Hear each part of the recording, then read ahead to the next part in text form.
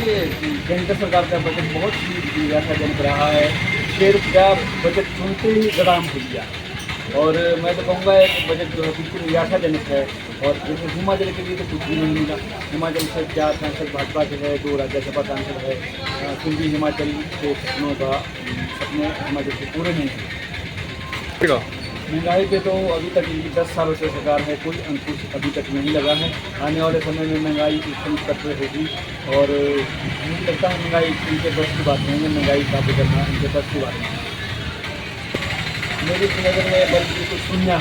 इन्होंने वादे किए थे कि हम करोड़ लोगों को जो है रोज़गार देंगे। अब इन्होंने फिर कह दिया कि हम 20 लाख लोगों को 5 साल में रोज़गार देंगे।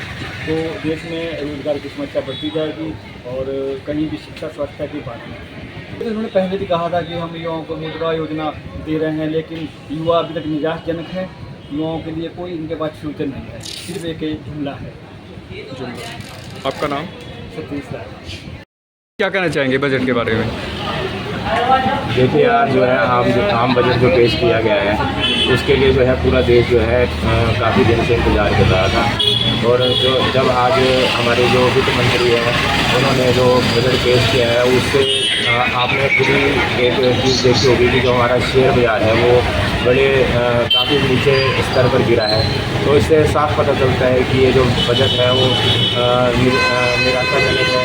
और दूसरी बात ये कि मैं अपने हिमाचल प्रदेश की बात करूँगा तो आज एक घोषणा तो वहाँ से दी गई है कि जो आपदा के लिए जो है धनराशि दी जाएगी।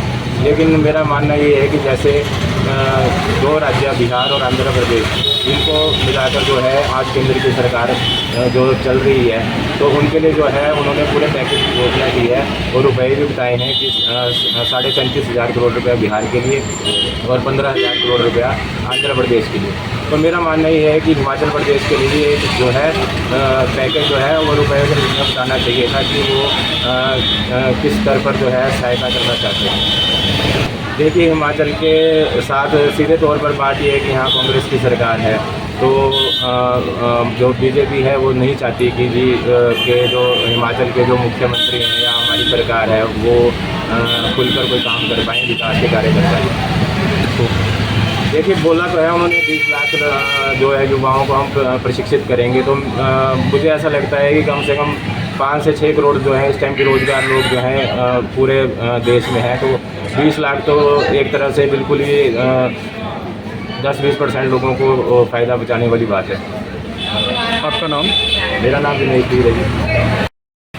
2024 का जो केंद्र सरकार का बजट है वो जारी हो गया है और बजट के अंदर में जो मैंने देखा है उसमें कृषि हमारी जो है या एजुकेशन है और रोज़गार है और मध्यवर्ती जो हमारा वर्ग है और महिलाएं हैं इनके ऊपर में काफ़ी अच्छा फोकस किया गया है। जो कि रोज़गार की बात करें तो रोज़गार के अंदर में 1 करोड़ जो हमारे युवा हैं उनको 500 टॉप कंपनियों में जो रोज़गार देने की बात की गई है जिसमें कि वो अस्थायी रूप से उनको एक भत्ता और अलग से एक रकम भी दी जाएगी।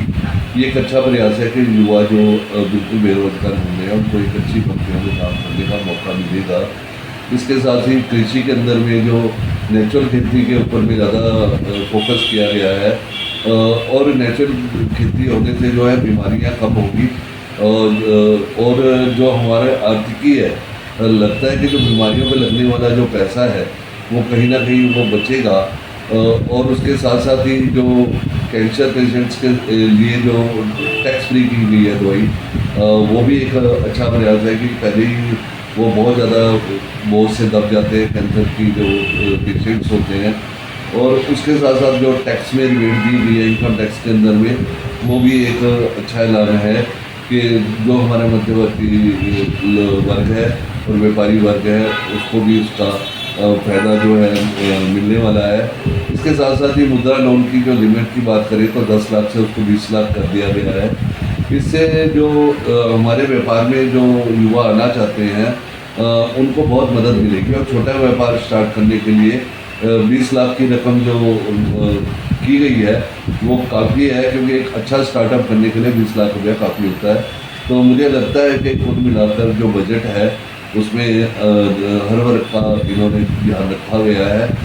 जीएसटी के अंदर में मैं कहना चाहता हूँ कि जीएसटी के अंदर में संशोधन करने की ज़रूरत है, उसको सिंप्लीफाई करने की ज़रूरत है, और जीएसटी R1 के अंदर जो लगने वाली पेनल्टीज़ हैं उसको ख़त्म करने के लिए सरकार को कोई ना कोई योजना जरूर लानी चाहिए। ऐसी मेरी मांग सरकार से है कि सरकार इस पर विचार करे, और जो इनकम टैक्स पेयर हमारे जो व्यापारी हैं इनको जिस हिसाब से ये इनकम टैक्स भरते हैं उस हिसाब से इनको जो 60 साल के बाद में है पेंशन की एक अच्छी व्यवस्था होनी चाहिए।